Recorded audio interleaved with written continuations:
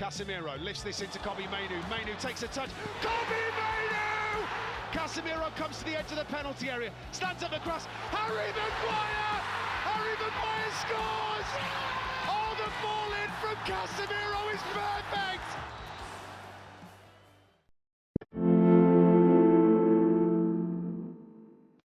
Iteka ryose kumva inkuru biryohera amatwi, ariko hari muri mutagishimisha abayumva. Umunyabwenge yagize ati, farewells of our beloved one hurt the most. Gusezerwaho n'abo twakundaga bishengura umutima kurushaho. Tariki 22 Mutarama 2026 nibwo abafana b'ikipe ya Manchester United bumvishe inkuru itari nziza mu matwi yabo. Ubwo umunyabrazil Henrique Casemiro yatangazaga yuko mu mpeshyi y'uyu mwaka agomba gutandukana n'iyi ekipe ya Manchester United. Mu magambo ye yagize ati, kuva ku munsi byatangajweho, kuva ku munsi njye nageraga ku kibuga cy'indege, by'umwihariko abafana bangaragarije urukundo, kandi ntabwo ari kuri njye gusa, yewe ni ku muryango wanjye wose. Byabaye akarusho ku munsi wa mbere nerekanwe muri stade, abafana bari benshi bangaragariza urukundo, baririmba bavuga izina ryanjye cyane. Ibyo ni ibintu nazigera nibagirwa pe. Iyi ekipe ya Manchester United isobanuye byinshi kuri njye, ahubwo ni ku muryango wanjye wose. Ni by'agaciro gahambaye, yewe nzahora ndyibuka. Iyi kipe izamura ku mutima, nzahora ndi umufana wa Manchester United, yewe n'umuryango wanjye wose. Nkubwije ukuri, mu Bwongereza bwose njyewe nzahora ndi umutuku. Mu Bwongereza bwose nzahora ndi umufana wa Manchester United. Ibyo kandi ni ukugeza ku gupfa kwanjye. Icyo nshaka kuvuga ni mwarakoze. Kuri njye ntabwo nabyita ko ari ukubasezeraho, ahubwo ni shapitire nshya ngiye gutangira. Iteka nzahora ndi kumwe na Manchester United. Mwarakoze cyane, mwarakoze kubwa buri kimwe. Kandi abafana by'umwihariko, igihe nabaye hano cyose mwangaragarije ibyishimo, maze ibihe bikambera ibidasanzwe. Yewe sinzigera nibagirwa na ya ndirimbo yanjye mwajyaga mundirimbira.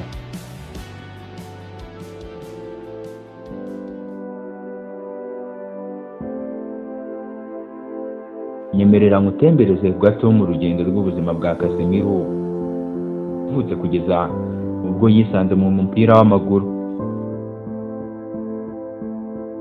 Twambara nkabo, dufite amafoto yabo mu cyumba cyacu, yewe abenshi tuyagendana no mu matelefone yacu. Duhora twifuza kuba nkabo, kwitwara nkabo, ndetse dukora byinshi bidusanisha nkabo. Turishima cyane iyo tubabona bakina mu kibuga, yewe rimwe na rimwe twiyitirira amazina yabo.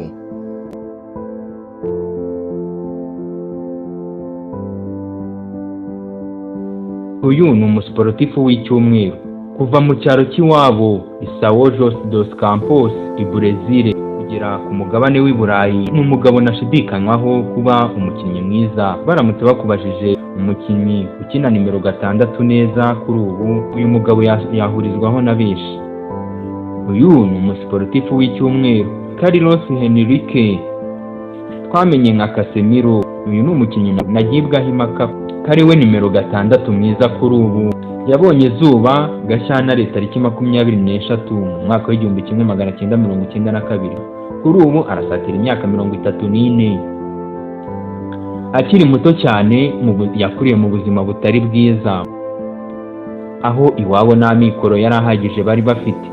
Uyu muhungu yakuze arerwa na mama we gusa, bitewe n'uko papa wabo yari yarabasize. Papa we yatandukanye na mama we ubwo uyu muhungu yari akiri muto cyane. Uyu papa wabo ntiyigeze agira inshingano nk'umubyeyi, kubera ko ntacyo yigeze abafasha. Imikurire ye abana na mama we gusa nibyo byaranze ubumuntu bwe, bimuha kugira discipline, kugira ubumuntu ndetse n'inshingano. Byamufashe kugira imyumvire ikomeye yo kwiyizereramo. Casemiro yazamukiye mu ikipe y'abato ya São Paulo FC. Bitewe n'uko yitwaraga mu ikipe y'abato ya São Paulo FC, yatozwaga n'umutoza Ricardo Gomes. Yaje gutuma azamurwa mu ikipe ya mbere ya Sao Paulo FC mu mwaka wa 2010. Hatitawe ku kuba yari akiri mutoya, yaje kuba inkingi mwamba, aza kuba umukinnyi ngenderwaho mu kibuga hagati, aho muri iyi kipe yakinnyemo imikino irenga 110, abasha kubatsindira ibitego 15, by'umwihariko mu mwaka wa 2012. Casemiro yaje gufasha ikipe ya Sao Paulo FC kwegukana igikombe cya Copa Sudamericana, maze abatwaye igikombe cye cya mbere nk'umukinnyi wabigize umwuga. Ibi byatumye mu mwaka wa 2013 ubwo abashinzwe gushakira ekipe ya Real Madrid abakinnyi barabutswe Casemiro, maze biyemeza kumugura. Muri icyo gihe ekipe ya Real Madrid yatozwaga n'umutoza Jose Mourinho. Umutoza Jose Felix Mourinho yakunze Casemiro akimubona bwa mbere mu kibuga, ariko agaragaza yuko igihe cyo kugira ngo yiyadapte ku mugabane w'i Burayi, maze banzura ko agomba gutizwa mu ikipe ya FC Porto muri sezo 2014-2015. Muri FC Porto yatozwaga kuri ubwo n'umutoze Paulo Fonseca. Iyi nizanyo Casemiro yayibyaje umusaruro, kuko mu mikino 40 yabashije gutsindamo ibitego 4, yewe atanga na assist zirenga 5. Kwitwara neza gutyo byatumye abi Madrid banzura ko agomba kugaruka iwabo, maze Casemiro agaruka mu ikipe ya Real Madrid. Kuri ubwo yari ifitwe n'umutoza Rafael Benitez, aho n'imbere gato yuko Perez atangaza ko Zinedine Zidane ari we ugomba gutoza Real Madrid nk'umutoza mukuru. Mu gihe cya Zidane, Casemiro yabaye umukinnyi ndasimburwa mu ikipe ya Real Madrid. Casemiro yayifashije gutwara ibikombe bigiye bitandukanye, ndetse ayitsindira ibitego bitandukanye. Twavuga ko mu mikino irenga 330 Casemiro yakinnye, yabashije gutsinda ibitego birenga gato 30, atanga n'imipira irenga 25. Madrid hari ibihe batajya bibagirwa. Niyo uvuze izina Casemiro, abenshi bibuka kuri finali ya 2017 muri UEFA Champions League, ubwo Real Madrid yakinaga n'ikipe ya Juventus. Ni igitego cyatsinzwe na Casemiro cyabafashije gutwara igikombe cya Champions League kuri ubwo. Casemiro kandi yegukanye ibikombe bigiye bitandukanye mu ikipe ya Real Madrid. Yabashije gutwara Champions League zigera kuri 5, ibikombe bya Champions La Liga bigera kuri 3, ndetse na FIFA Club World Cup zigera kuri 4. Mu mwaka wa 2022 kandi Casemiro nibwo yatandukanye n'ikipe ya Real Madrid, asinyira bidasubirwaho ikipe ya Manchester United. Kuri ubwo yatozwaga n'umutoza Erik ten Hag. Nyuma y'uko uyu Muholandi yari ahawe kuyobora ikipe ya Manchester United, yasanze mu kibuga hagati afite icyuho, maze yiyemeza kuzana umukinnyi ufite experience nka Casemiro ngo aze amufashe.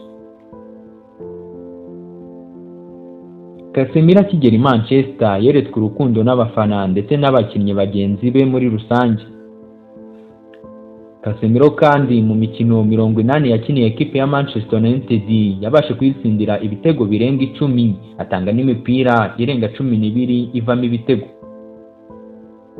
Aho Casemiro yageze ntihabura ibikombe. Muri Manchester United, Enrique Casemiro yegukanye ibikombe bigera kuri 2, English Football League Cup ndetse n'igikombe cya FA Cup.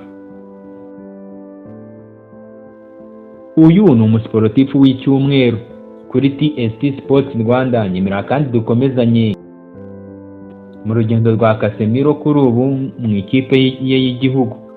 Ntiyabaye umukinnyi ngenderwaho gusa mu makarabu, ahubwo yabaye umukinnyi ngenderwaho yewe kandi w'ingirakamaro mu ikipe y'igihugu nationale,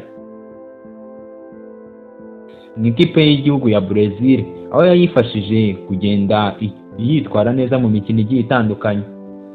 Mu ikipe y'igihugu ya Brazil yahamagawe inshuro zirenga 70, atsindira ikipe y'igihugu ibitego bigera kuri 7 byose. yewe by'umwihariko mu mwaka wa 2019 yafashije ikipe y'igihugu gutwara igikombe cya Copa America.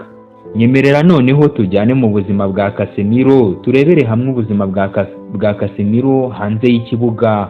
Uyu mugabo abaye hate umuryango we ndetse na byinshi ku buzima bwe bwo hanze y'ikibuga.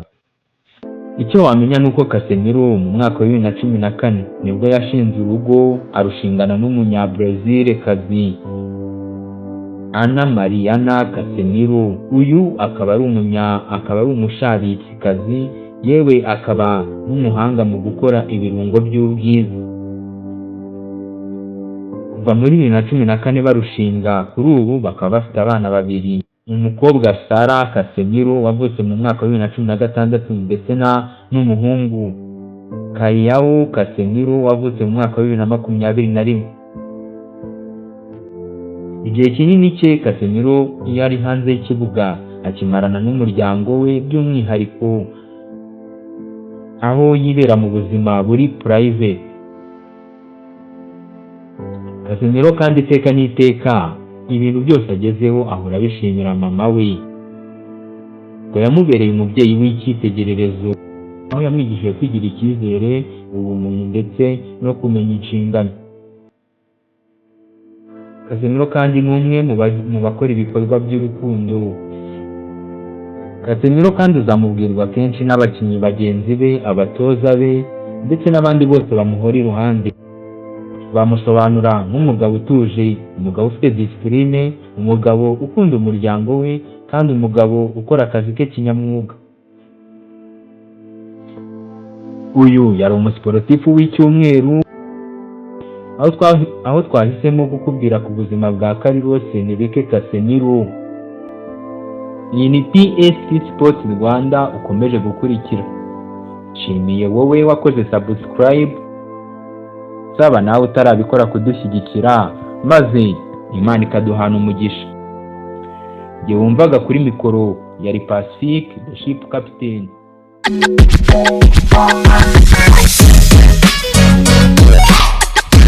TST Sports Rwanda. We serve the best sports news. Stay with us.